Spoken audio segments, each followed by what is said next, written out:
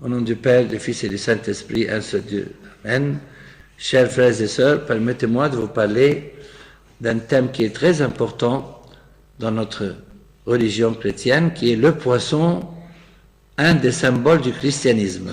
Vous savez que le poisson, il est composé de deux arcs, symbole du Christ, et le nom du poisson en grec, c'est Ichthys. Ichthys. Ces 5 lettres-là en grec, si on prend chacune de ces lettres et on commence un mot avec chacune de ces lettres, on appelle ça en français acrostiche. Un acrostiche, c'est qu'on peut construire de chaque lettre du nom du poisson en grec qui s'appelle Ichthys, 5 mots qui vont signifier finalement la phrase Jésus-Christ, Fils de Dieu Sauveur. Quels sont ces 5 mots? La première lettre du mot, on a le mot Isus. Après, Christus, Jésus-Christ, Ios, Fils, Seu, de Dieu, Sotir. Isus, Christus, Ios, Seu. Sotir, ça veut dire Jésus-Christ, Fils du Dieu Sauveur. Donc le poisson, on peut parler d'ici jusqu'à encore une demi-heure sur les symboles du poisson dans le christianisme, mais moi je vais simplifier un peu le thème en disant que dans la Bible, on a appris parler du poisson dans l'Ancien Testament, par exemple dans le livre de Jonas et dans le livre de Tobie. Dans le Nouveau Testament, on a entendu parler du poisson, si vous vous rappelez bien, le miracle de la multiplication des pains, n'est-ce pas, et des poissons. Un autre miracle qui s'appelle la pêche miraculeuse. Un troisième miracle qui est le poisson pêché par Saint Pierre. Et un quatrième miracle qui a eu lieu après la résurrection du Christ, c'est les poissons grillés que le Christ avait préparés aux apôtres au bord du lac de Tibériade qui s'appelle le lac de Galilée. Autre chose sur le poisson que je voudrais vous dire que les premiers chrétiens persécutés par l'Empire romain au 1er siècle du christianisme utilisaient le poisson comme un code secret entre eux pour se reconnaître.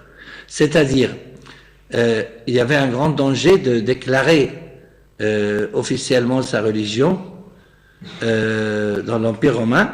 Donc, quand 2 personnes se rencontrent et ils ont un doute que l'autre personne, elle est aussi chrétienne, qu'est-ce qu'ils faisaient? Un des deux, il faisait un arc, la moitié du dessin du poisson. Alors, si l'autre, il continue cet arc et fait l'autre moitié du poisson, bon, il se sent à l'aise de parler avec lui, sachant qu'il est chrétien comme lui. Ou bien il écrit sur la terre ou sur le sable, il fait par exemple un trait vertical. Si l'autre il fait un trait horizontal, ça veut dire le signe de la croix, ils se reconnaissent. Donc le poisson était un des symboles ou un code secret parmi les chrétiens des premiers siècles du christianisme.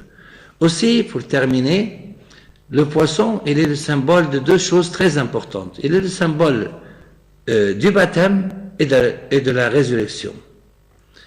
Du baptême, comme vous savez, si le poisson il sort de l'eau, du baptême, comme vous savez, si le poisson il sort de l'eau, il meurt.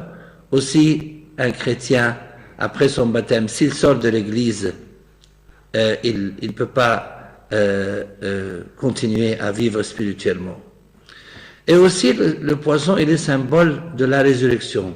Parce que comme vous le savez tous, le baptême, le principe du baptême, c'est l'enterrement et la résurrection de la nouvelle personne à travers le baptistère.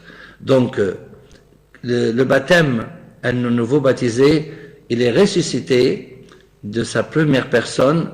Il est devenu une nouvelle personne en tant que nouveau baptisé quand il sort du baptistère.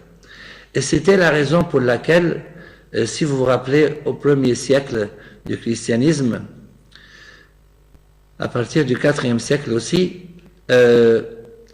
tous les catéchumènes qui n'étaient pas croyants, ils apprenaient à l'Église tous les dogmes chrétiens et tous les enseignements chrétiens pendant le carême. Et l'Église baptisait ses fidèles le jour du dimanche de l'aveugle-né qu'on appelle le dimanche des baptêmes. Pour quelle raison?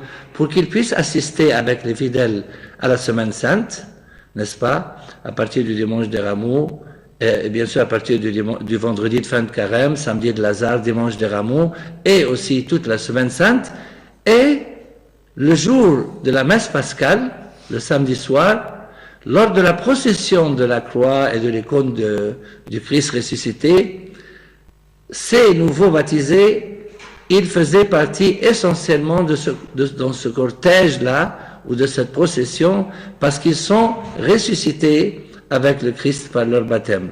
Donc tous les nouveaux baptisés qui ont appris la foi chrétienne durant le carême, ils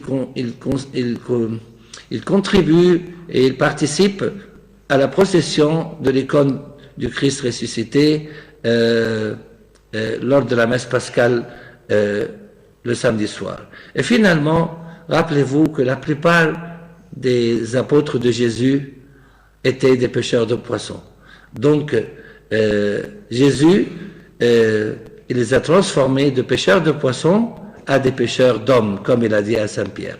Donc, le poisson, c'est un thème très important dans l'histoire de l'Église, et les pères de l'Église ont parlé beaucoup du poisson en tant que symbole du christianisme, et aussi en tant que symbole du Christ lui-même, notre poisson. Et gloire à Dieu éternellement et à jamais. Amen.